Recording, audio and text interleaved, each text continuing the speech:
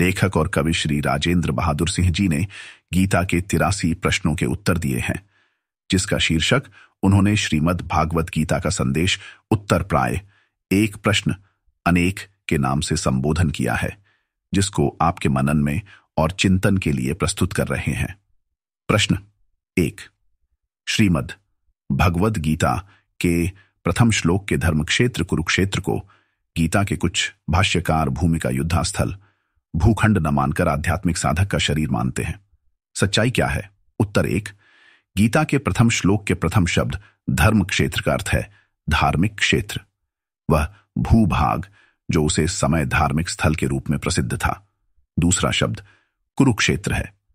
कुरुक्षेत्र भी वही भूभाग है जो धर्म क्षेत्र है, जो क्षेत्र पहले देवताओं द्वारा अनेक धार्मिक यज्ञादिक अनुष्ठान करने से धर्म क्षेत्र के नाम से प्रसिद्ध था। वही क्षेत्र, वही कौरव एवं पांडव के पूर्वज राजा कुरु के द्वारा हल जोतकर तपस्या करने के कारण और इंद्र द्वारा राजा कुरु को यह वरदान दिए जाने के कारण कि आज से यह राजा कुरु की तपस्या के प्रभाव से जो मनुष्य यहां युद्ध करते अथवा तपस्या करते हुए मृत्यु को प्राप्त होंगे, वह सब मृत्यु के उपरांत स्वर्ग में निवास करेंगे। अतः वह कुरुक्षेत्र के नाम से भी प्रसिद्ध हो गया। इन्हीं दोनों कारण से गीता के प्रथम श्लोक में जहां कौरव एवं पांडव युद्ध करने की इच्छा से एकत्रित हुए थे, उसे होने वाले युद्धास्थल को राजा धृतराष्ट्र धर्म क्षेत्र एवं कुरुक्षेत्र दोनों एक साथ कहा। इस प्रकार धर्म क्षेत्र कुरुक्षेत्र का अर्थ है वह भूखंड जो धर्म क्षेत्र में एवं कुरुक्षेत्र के नाम से प्रसिद्ध है।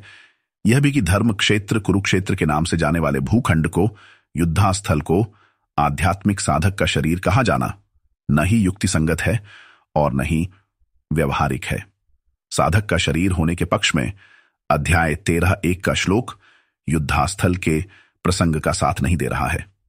यह तो कहीं का रोड़ा कहीं का पत्थर, भानुमति का कुनबा जोड़ा जैसा ही है। कहां भूमि की प्रसंग में गीता का प्रथम श्लोक और कहां गीता अध्याय 13 का प्रथम श्लोक का शरीर से आत्मा के विश्लेषण का श्लोक।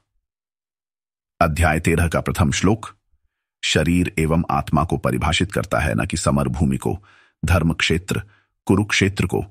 अध्याय 13 का प्रथम श्लोक के इदम शरीरम कौन्तेय क्षेत्रमित्यभिधीयते एतद्यो वेत्तितम प्राहुक्षेत्रज्ञ इति तद्विदः। यह शरीर जड्य है, इस क्षेत्र की तरह, पदार्थ की तरह जानना चाहिए, और जो इसे जानता है पदार्थ की तरह, विषय की तरह, वह शरीर का ज्ञाता क्षेत्रज्ञ है, क्षेत्र का ज्ञाता है, चेतन है। तत्व को जानने वालों का ऐसा ही मानना है। आत्मा चेतन है, इसीलिए शरीर को पदार्थ की तरह देखा है और जानता है। शरीर जड़ है, किंतु भूमि की तरह, भूखंड की तरह जड़ नहीं है। शरीर में अपनी संघात चेतन है। एल गीता अध्याय 13 का 5 और 6 श्लोक में क्षेत्र के क्षेत्र को अर्थात शरीर के अवयवों को बताया गया है, जिनके संघात से जीवित शरीर अस्तित्व में है। पंचमहाभूत अहंकार, बुद्धि अभ्यास, इंद्रियां मन एवं 5 इंद्रियों का विषय। अध्याय 13 का 5 श्लोक और इच्छा, द्वेष, सुख दुख से बने शरीर की संघात धृति है। अथाह जल पदार्थ की तरह जीवित शरीर जड़ नहीं है, भूखंड की तरह नहीं है। गीता के प्रथम श्लोक के क्षेत्र को, युद्धास्थल को, भूखंड को अध्याय 13 का प्रथम श्लोक के इदम शरीरम कौन्तेय क्षेत्रमित्यभिधीयते एतद्यो वेत्तितम प्राहुक्षेत्रज्ञ इति तद्विदः से शरीर नहीं कहा जा सकता। किसी भी शब्द का अर्थ उसे प्रसंग के अर्थ में किया जाता है, जिस संदर्भ के तहत वह प्रयुक्त होता है। कहीं का पत्थर, कहीं रोड़ा, भानुमति ने कुनबा जोड़ा का अर्थ प्रासंगिक नहीं है। अतः धर्मक्षेत्र कुरुक्षेत्र वह स्थल है, वह भूखंड है जहां कौरव एवं पांड अध्याय 13 का प्रथम श्लोक के इदम शरीरम कौन्तेय क्षेत्रमित्यभिधीयते एतद्यो वेत्ति तम प्राहुः क्षेत्रज्ञ इति तद्विदः जीवित शरीर के अर्थ में प्रयुक्त है। आत्मा विषयी है और विषय आत्मा का विषय शरीर है। जो धर्म क्षेत्र कुरुक्षेत्र को भूखंड न मानकर साधक अर्जुन का शरीर मानते हैं, वही गीता के भाष्यकार यह भी कहते हैं कि अर्जुन शरीरधारी कोई व्यक्ति नहीं था, वह तो मात्र अनुराग भाव था। वही अर्जुन को कहीं का कहीं अनुरागी था, वही भाष्यकार भी कहते हैं। यह महान विरोधाभासी वक्तव्य है।